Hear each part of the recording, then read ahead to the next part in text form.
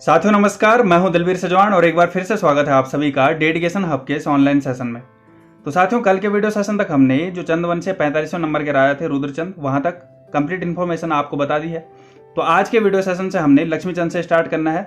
तो दोस्तों वीडियो को शुरू करते हैं यार, लेकिन अगर आप चैनल पर नए आ रहे हो तो चैनल को सब्सक्राइब जरूर कर दीजिएगा यार। चलिए वीडियो को शुरू करते हैं। तो दोस्तों रुद्रचंद के बाद उसका छोटा बेटा शासन की बागडोर संभालता है और ये था आपका लक्ष्मीचंद, जिनका शासनकाल चला था 1597 ईस्वी से लेकर 1621 ईस्वी तक। और चंद्रवंश का कौन सा नंबर का राजा है? 46वें नंबर का राजा है। अब छोटा बेटा क्यों मैं बोल रहा हूँ? क्योंकि जो बड़ा बेटा है, बड़े बेटे का नाम था आपका शक्ति गोसाई, जो जन्मांध था, तो जन्म से ही अंधा था, तो इसलिए इसको क्या कहा जाता है? कुमाऊं का धृतराष्ट्र भी कहा जाता है। आपको ये पॉइंट थोड़ा याद रखना है। इसके अलावा दोस्तों भरत कवि द्वारा रचित मानवोदय काव्य में इसे लक्ष्मण चंद बताया गया है। अब दोस्तों इसका जो शासनकाल था ये गढ़वाल के राजा मानसा के समकालीन का था, और मानसा का जो दरबारी था भरत कवि, वही इसको क्या बता रहा है? लक्ष्मण चंद इसका नाम बता रहा है। आपको ये थोड़ा ये फैक्ट याद रखना है। और मुगलों के दबाव में रहने के कारण इसे लखुली बिराली के नाम से भी जाना जाता है, तो ये पॉइंट आप याद रखेंगे। आपसे डायरेक्ट क्वेश्चन पूछा जा सकता है कि लखुली बिराली किसका उपनाम है? तो लक्ष्मीचंद या फिर लक्ष्मण चंद का है। अब दोस्तों मानसा के ऊपर इसके द्वारा कई बार अटैक भी किया गया। अब देख लेते हैं यहाँ पर कि गढ़वाल क्षेत्र में इसके द्वारा 7 बार असफल आक्रमण भी किया गया, और 8वीं बार 1605 ईस्वी में इसको आंशिक विजय प्राप्त हुई, जिसमें गढ़वाल का ताकतवर सेनापति खतड़वा मारा गया। और इस युद्ध में लक्ष्मीचंद का सेनापति गेंडा सिंह था, तो इम्पोर्टेंट फैक्ट है।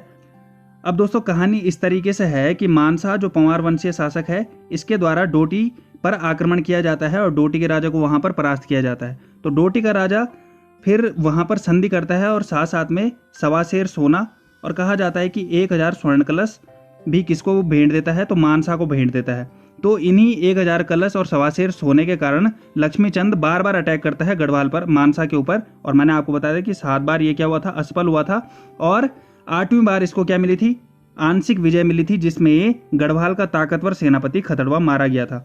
और यहाँ पर इंपॉर्टेंट पॉइंट है दोस्तों कि आज भी कुमाऊं में गढ़वाल सेना पर विजय उत्सव के रूप में खतड़वा त्योहार मनाया जाता है। तो आज भी इस त्योहार को पशुओं का त्योहार माना जाता है कि कुमाऊं क्षेत्र में जो दुधारू पशु हैं वो साल भर स्वस्थ रहें, तो इसलिए वहां पर आज भी खतड़वा त्योहार देखने को मिलता है। अब जान लेते हैं लक्ष्मीचंद के द्वारा किए गए अन्य कार्यों को, तो इसको भी समझ लेते हैं। अब दोस्तों लक्ष्मीचंद के द्वारा किए गए कार्यों में सबसे इंपॉर्टेंट कार्य है कि लक्ष्मीचंद ने न्योवाली व बिष्टाली नाम की 2 कचहरियों का कुमाऊं में निर्माण करवाया। अब किस प्रकार से ये कचहरियां थी भाई? तो न्योवाली कचहरी समस्त जनता के लिए थी और बिष्टाली कचहरी सैनिक मामलों में न्याय के लिए थी। तो डायरेक्ट क्वेश्चन आपसे बन सकता है, इन दोनों को आपने नोट डाउन जरूर करना है। इसके अलावा दोस्तों राज्य के कर्मचारियों को उसने 3 श्रेणियों में विभक्त किया: सरदार, फौजदार और नेगी। सरदार जो था ये परगने का शासक होता था, फौजदार सेना का अधिकारी होता था, और नेगी राज्य के छोटे कर्मचारी होते थे। इसके अलावा दोस्तों अन्य कार्य भी समझ लेते हैं कि इसके द्वारा बड़े बड़े बाग बगीचों का निर्माण भी करवाया गया, जिसमें नरसिंह बाड़ी हो गया, कबीना हो गया और लक्ष्मीश्वर हो गया। ये आदि बाग इसमें क्या है? प्रसिद्ध है। तो बड़े बड़े बाग बगीचों का निर्माण भी किसके द्वारा करवाया गया था? लक्ष्मीचंद के द्वारा किया गया था। तो आपसे डायरेक्ट क्वेश्चन बन सकता है कि नरसिंह बाड़ी किसके द्वारा बनाई गई थी? तो इस तरीके से क्वेश्चन बन सकता है। इसके अलावा बागेश्वर बागनाथ मंदिर का जीर्णोद्धार भी इसी के द्वारा 1602 ईस्वी में करवाया गया था। इंपॉर्टेंट फैक्ट है दोस्तों, आपसे बार बार एग्जाम में पूछा भी जाता है कि बागेश्वर के बागनाथ मंदिर का जीर्णोद्धार किसके द्वारा करवाया गया था? तो लक्ष्मीचंद के द्वारा करवाया गया था। और जीर्णोद्धार करने वाले टमोटा को इसने 1 अधाली या फिर 8 नाली भूमि को दान दिया था। अब दोस्तों आप थोड़ा याद रखना है कि 1 अधाली में कितनी नाली भूमि होती है? तो 8 नाली होती है, और 1 नाली बराबर 16 मुट्ठी होता है, और 1 मुट्ठी 62.5 ग्राम की होती है। तो इस तरीके से आप समझ सकते हैं। इसके अलावा दोस्तों अदर फैक्ट में आपके लिए है कि चंदों के समय में रौत नामक भूमि बहादुरी पुरस्कार के रूप में दी जाती थी। वैसे हम आगे पढ़ेंगे कि कौन कौन सी भूमि होती थी चंदों के शासनकाल में और किस प्रकार से उन पर टैक्स लगता था, तो ये हमने चंद प्रशासन में अभी आगे समझना ही है। तो यहाँ पर आपका हो जाता है लक्ष्मीचंद फिनिश। इसके बाद दोस्तों अगर मैं बात करूं कि लक्ष्मीचंद के बाद दिलीप चंद शासक बना, और मात्र 3 वर्षों तक शासन करने के बाद क्षय रोग के कारण इसकी क्या हो गई? मृत्यु हो गई। इंपॉर्टेंट पॉइंट है दोस्तों। तो दोस्तों ये पॉइंट आपसे डायरेक्ट एग्जाम में पूछा जा सकता है कि वह चंद शासक कौन है जिसकी क्षय रोग के कारण मृत्यु हो गई थी? तो वो कौन है? आपका दिलीप चंद है। अब दोस्तों दिलीप चंद के बाद विजय चंद को यहाँ पर शासन प्राप्त हुआ, लेकिन यह एक विलासी राजा था। अब दोस्तों अब मैंने आपको पहले बताया था कि विलासी राजाओं की कमी नहीं है चंद शासन काल में। सबसे पहला विलासी राजा हमने वीड़ा चंद देखा था, और इस समय भी एक विलासी राजा आपके सामने है। ये कौन है? आपका विजय चंद है। और इसके समय में सारी सत्ता सुखराम कारगी व पीरू गुसाई के हाथ में आ गई थी। इंपॉर्टेंट है दोस्तों। और इसके बाद क्या हुआ, इसका एक भाई है जिसका नाम है त्रिमल चंद। अब देखो ये कहानी को यहाँ पर आप समझ लेंगे। अब विजय चंद का विवाह अनूप शहर के बड़गुजर की पुत्री से हुआ और सामाजिक लोकलाज के भय से त्रिमल चंद द्वारा सुखराम कार्की के हाथों विजय चंद की हत्या करवा दी गई।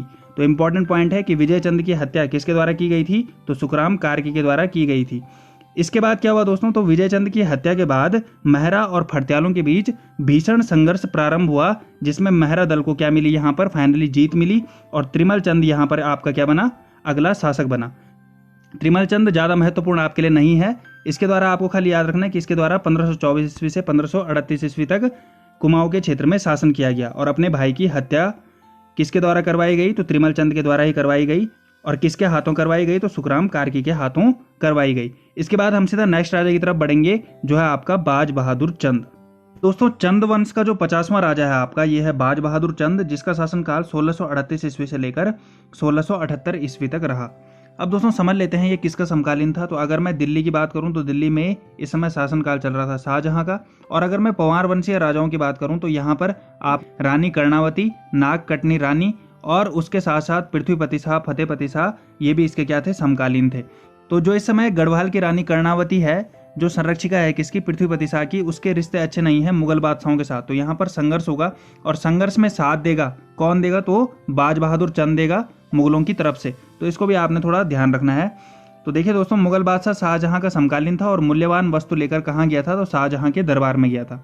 अब दोस्तों मुगल बादशाह ने गढ़वाल पर आक्रमण के लिए खलीलुल्लाह खां के नेतृत्व में सेना यहाँ पर भेजी, जिसमें बाज बहादुर चंद ने मुगलों का साथ दिया। जैसे कि मैं अभी आपको बता ही रहा हूँ कि बाज बहादुर चंद ने किसका साथ दिया था, तो मुगलों का साथ दिया था गढ़वाल पर आक्रमण के लिए।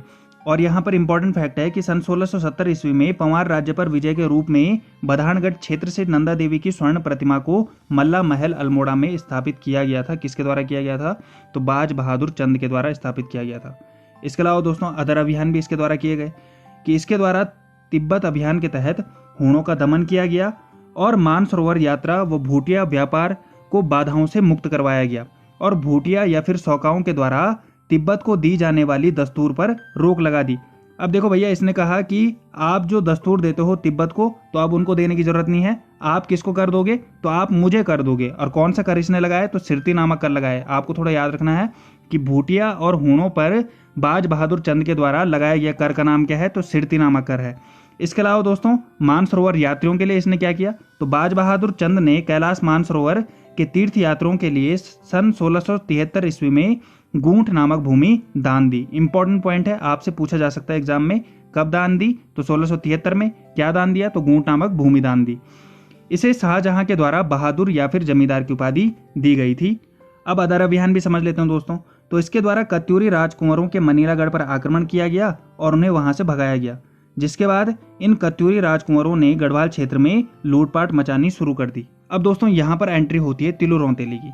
अब किस तरीके से होती है, अब दोस्तों जैसे ही गढ़वाल क्षेत्र में इन कत्यूरी कुंवरों के द्वारा लूटपाट मचानी शुरू कर दी गई, तो वैसे ही वहां पर भूप सिंह गोरला के नेतृत्व में एक सेना का गठन किया गया और इन कत्यूरी कुंवरों को यहाँ से भगाने का कार्य प्रारंभ किया गया। लेकिन भूप सिंह गोरला की यहाँ पर क्या हो जाती है, कत्यूरी कुंवरों द्वारा हत्या हो जाती है। इसके बाद जो कमान संभालती है, ये इनकी ही बेटी संभालती है, जिनका नाम है तिलु रौतेली। इंपॉर्टेंट पॉइंट है दोस्तों। अब तिलु रौतेली का आगमन यहाँ पर होता है और लगभग 7 साल संघर्ष के बाद तिलु रौतेली इन कत्यूरी कुंवरों को क्या होती है, गढ़वाल सीमा से बाहर भगाई देती है।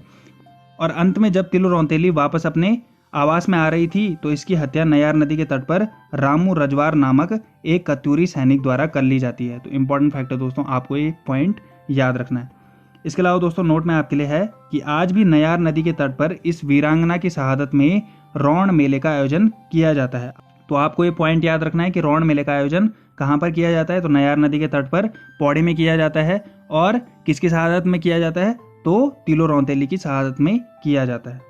इसके अलावा दोस्तों बाज बहादुर चंद के द्वारा अन्य महत्वपूर्ण कार्यों के ऊपर भी हम चर्चा कर लेते हैं कि बाजपुर नगर की स्थापना किसके द्वारा की गई थी, तो बाज बहादुर चंद के द्वारा ही की गई थी। और सबसे इंपॉर्टेंट पॉइंट दोस्तों कि पिथौरागढ़ में एक हथिया देवाल भी किसके शासनकाल में बनाया गया था, तो बाज बहादुर चंद के शासनकाल में ही बनाया गया था।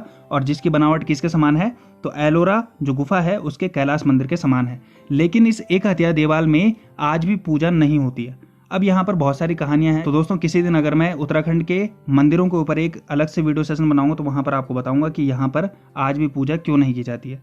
इसके अलावा दोस्तों 1669 ईस्वी में सोर की यात्रा भी इसके द्वारा की गई थी और उर्ग गांव जो भारती चंद के द्वारा सदानंद जोशी को दान में दिया गया था। सदानंद जोशी आपको याद होगा भारती चंद के समय में उर्ग गांव दान दिया था, लटोला राठ की उपाधि इसको दी गई थी। तो दोस्तों उसके ही वंशज रतन जोशी से इस गांव को बाज बहादुर चंद के द्वारा वापस लिया गया और इसके बदले तल्ला रियासी क्षेत्र में इसको जमीन दी गई। तो इम्पोर्टेंट पॉइंट है, आपको ये थोड़ा याद रखना है। तो साथियों आज के वीडियो सेशन में बस हम यहीं तक रखेंगे। अब नेक्स्ट वीडियो सेशन में हम उद्योग चंद हो गया, ज्ञान चंद हो गया, जगत चंद हो गया जैसे राजाओं के बारे में चर्चा करेंगे और चंदों का कुमाऊं क्षेत्र में पतन किस तरीके से हुआ इस पर भी हम चर्चा करेंगे। तो दोस्तों कैसा लगा आपको ये वीडियो पसंद आया हो दोस्तों तो आप इसे लाइक कीजिए, अपने दोस्तों तक शेयर कीजिए और चैनल पर नए आ रहे हो तो चैनल को सब्सक्राइब भी जरूर कीजिएगा यार। बहुत बहुत धन्यवाद, आपने वीडियो को अंत तक देखा। मिलते हैं नेक्स्ट वीडियो सेशन में।